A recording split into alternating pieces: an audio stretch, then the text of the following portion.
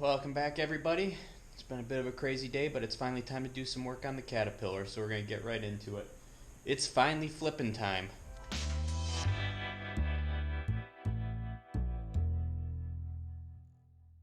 So as you can see, I've already pulled all the head studs, and I've pulled the flywheel. I did film that. It was a couple days ago. Looked like this.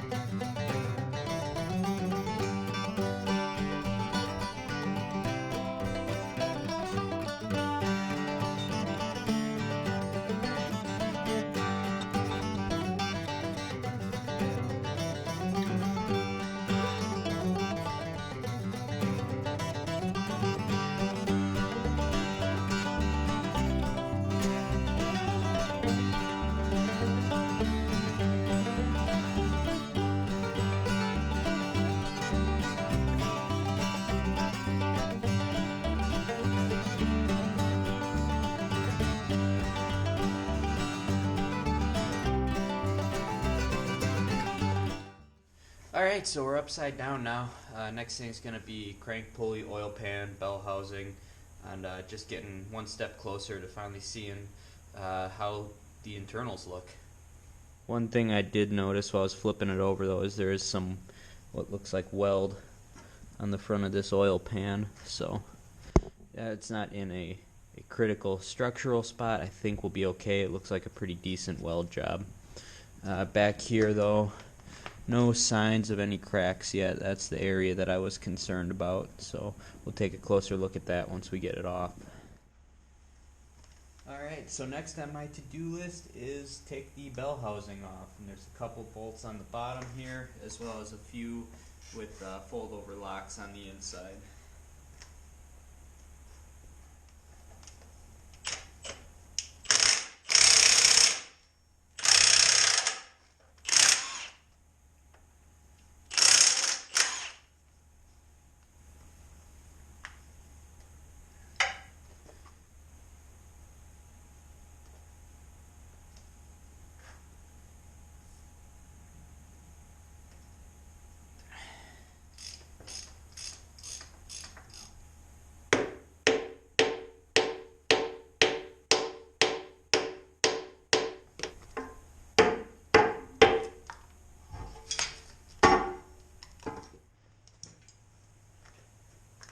Alright, big moment right here. We're going to start taking apart the oil pan, see what's actually inside this thing.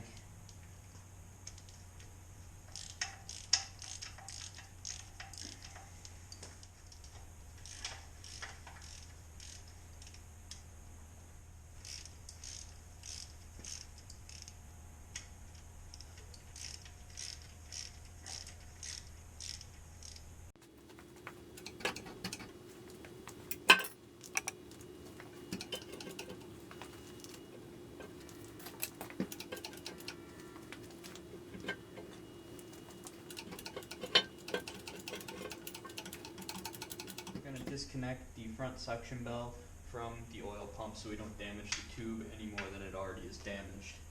Again, another fine example of how not to use fold-over locks. Not very pretty at all.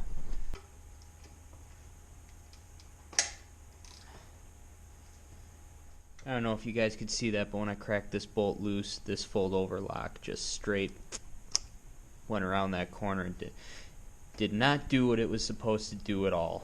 Here on the mounting bolts for the suction bell, there's supposed to be fold-over locks, and there are not on these. Again,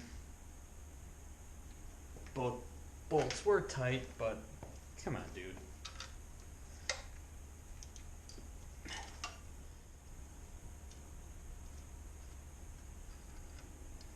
Okay. Oil tube disconnected. Take that front suction bell off right away, just so that it doesn't get dinged or damaged.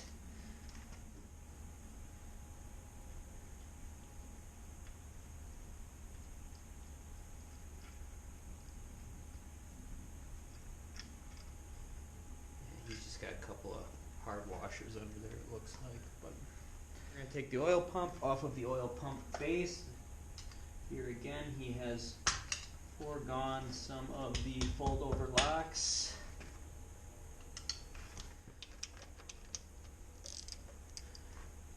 Get her.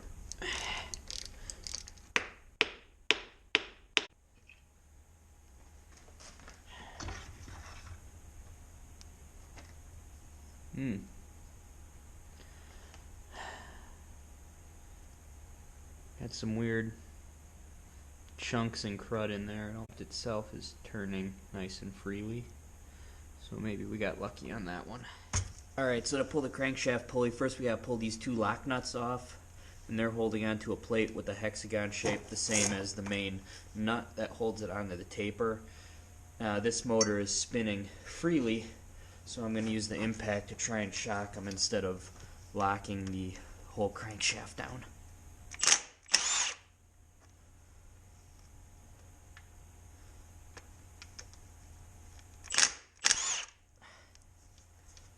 Perfect. Now the tricky part is going to be getting the main claw nut off. There we go. I still haven't decided what I'm going to do as far as bearings go, but I'm still leaning towards making all brand new ones. And after doing some research on the aluminum ones, there's a distinct possibility that's the route I'm going to go. Anyway, now that we got that retainer plate off, next thing we're going to do is take the claw bolt off. That is a 1 13/16 wrench, I believe. We're going to see if we can pop this off without turning the whole engine over.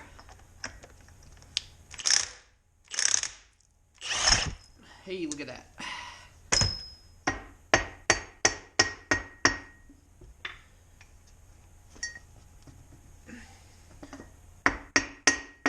I think it's still getting held up by the key. Yep, sure felt like it.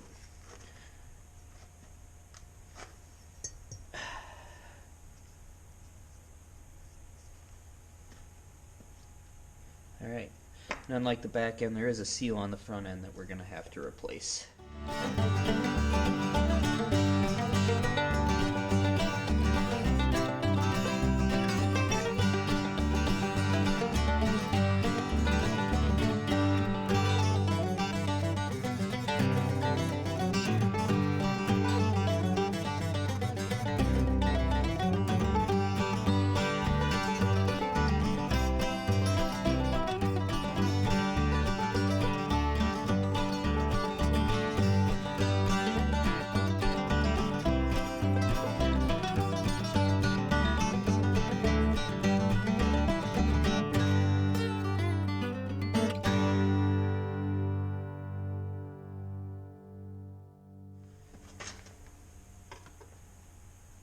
Maybe not.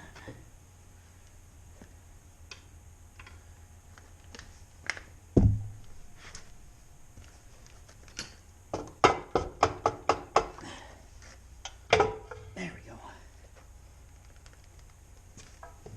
Alright, and with that front cover removed, the linkage for the governor goes with that. I hadn't removed that yet. It was still in the casting, so. Looking in here, I'm seeing a little bit of rust, but overall, not horrible. We're going to have to do some water checks on this to make sure that the water from the water pump area is not getting into the areas where there's oil, but I think we'll be okay. backlash feels really good. I think that's where I'm going to wrap this video. A lot came off of it. There's still a lot to go. Next video would be crankshaft and pistons, camshaft, all these gears in here. They're kind of a pain to get at because there's fold over locks behind them, but we can definitely do that as a whole video. Well guys, thanks for watching. Appreciate it as always. We're really getting down to it. We've got about 2.5 weeks left before this block has to be at the shop for paint. There's still a lot to go because of course we still have to really get in there and give it a good thorough cleaning before it goes to the paint. So we'll see you next time.